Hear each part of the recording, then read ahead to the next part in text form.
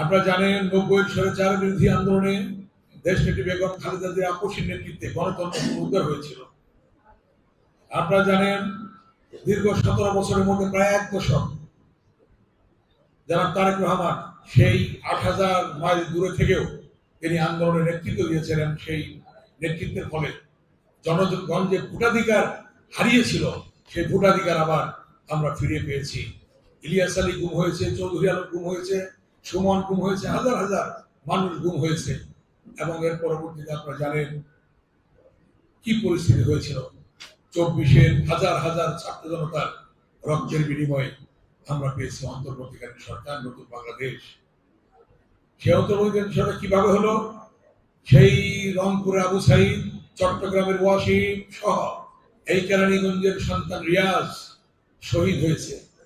আমরা আজকে তাদের আত্মার মাগফিরাত কামনা করছি এবং যারা 24-এর আন্দোলনে রক্ত দিয়েছে তাদের আত্মার মাগফিরাত কামনা করছি এবং যারা বিগত দিনে আন্দোলনের সংগ্রামে সমমনা দল যারা আন্দোলনের সংগ্রামে ছিলেন তাদের সকলের প্রতি কৃতজ্ঞতা প্রকাশ করছি এবং তাদের সকলকে ধন্যবাদ জানাচ্ছি। আজকে একটি সুষ্ঠু নিরপেক্ষ নির্বাচনের মধ্য দিয়ে জনগণের সরকার প্রতিষ্ঠিত হয়েছে। জনগণের সরকারের কাছে জনগণের প্রত্যাশা যে একটি সুন্দর বাংলাদেশ, একটি নিরাপদ বাংলাদেশ, একটি উন্নয়নের বাংলাদেশ, একটি শান্তির নীড় হিসাবে সকলে বসবাস করবে। সেই প্রত্যাশা অনুযায়ী সেই জনগণের যে প্রত্যাশা, সেই প্রত্যাশা নিয়ে আজকে আমি এখানে নির্বাচিত হয়েছি এবং এখানে আমি এসেছি। আল্লাহ তাআলা আমাকে এখানে এনেছে। আজকে আমার যে প্রতিশ্রুতি ছিল, অঙ্গীকার ছিল কেরানীগঞ্জের প্রতি, 1991 ছিল আমার 1 নম্বর প্রতিশ্রুতি, সন্ত্রাস মুক্ত কেরানীগঞ্জ চাই। তখন কেরানীগঞ্জ আনডিভাইডেড কেরানীগঞ্জ ছিল। আমি যে 4বার এমপি হয়েছি, একটা কেরানীগঞ্জ ছিল খুলনা থেকে হযরতপুর পর্যন্ত, এবং এইবার 2 ভাগ হয়েছে, 2 এবং 3। এর আগে 4বারই আমি অবিভক্ত কেরানীগঞ্জের এমপি ছিলাম। যাই হোক, এবারের যে আমার প্রতিশ্রুতি ছিল, আছে এবং থাকবে, আমরা সন্ত্রাস মুক্ত ঢাকা 2 আসন চাই, 1 নাম্বার। 2 নাম্বার, চাঁদাবাজ মুক্ত ঢাকা 2 আসন চাই আমরা। 3 নাম্বার, মাদক মুক্ত ঢাকা 2 আসন চাই আমরা। 4 নাম্বার, ভূমি দখল মুক্ত ঢাকা 2 আসন চাই আমরা। এই ঢাকা 2 আসনকে এই 17 বছরে যেটা দেখেছি, রাস্তাঘাট শুরু হয়েছে, একটা গাড়ি চললে আরেকটা গাড়ি অনেক জায়গায় চলতে পারে না, এমন রাস্তা করা হয়েছে। বাড়ি ঘরের আশেপাশে একটা লাশ নিয়ে বেরোতে পারে না।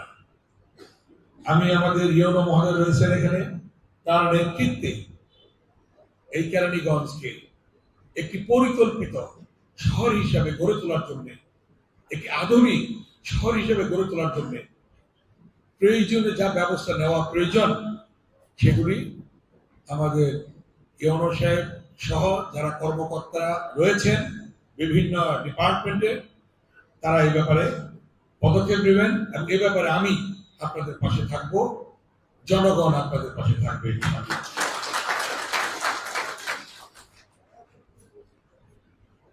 যেমন রাস্তার পাশে পাকা রাস্তা বিভিন্ন জায়গায় আমি ঘুরে দেখেছি, যেটুকু পাকা আছে 16 ফিট বা 10 ফিট, 2 পাশে একদম পাকা ঘেঁষে বেড়া দিচ্ছে, ওয়াল করছে। এটা যদি হয় তাহলে রাস্তা প্রশস্ত হবে কিভাবে? 10 ফিট দিয়ে তো একটা গাড়ি যাবে আসবে না। এই জন্য আমাদের পরিকল্পিতভাবে রাস্তা নির্মাণ করার জন্য যারা ওয়াল নির্মাণ করছে পাকা রাস্তার একদম পাশে বা টিনের বেড়া দিচ্ছে, এগুলিকে আমাদেরকে পরিকল্পিতভাবে উপজেলা পরিষদের মাধ্যমে প্রয়োজন বোধে মাইকিং করে দিতে হবে যে পাকা রাস্তা থেকে দুই পাশে অন্তত 10 ফিট করে 20 ফিট রেখে তারপরে ওয়াল করবে, দেওয়াল করবে, বাদ দিবে, বেড়া দিবে। কি আপনারা কি একমত আমার সাথে? এটা না হলে কিন্তু রাস্তা থাকবে না, গাড়ি ঘোড়া চলবে না। দুই পাশে অন্তত 10 ফিট করে পাকা রাস্তার পাশে। আমাদের অনেক জায়গায়